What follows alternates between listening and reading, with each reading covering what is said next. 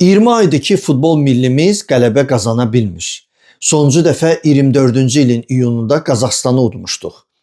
Bir neçə gündən sonra ayın 27-si Sumqayıtda Pitonlar ləqəbli Saint Lucia ilə qarşılaşacaq. Ayın 30-u isə Şirin Ulduzları Sierra Leone komandası ilə. Bu iki komanda bizim dişimizə uyğundur və ümid edək ki, qələbə qazanacaq. Ayxan Abbasov milliyə bu iki oyuna görə 27 futbolçu dəvət edib. Onların arasında ilk dəfə çağrılanlar Ayxan Hüseynov və Abdullah Rzayev var. Həmçinin 5 ildən sonra Rəhim Sadıxov da milliyə çağrılıb.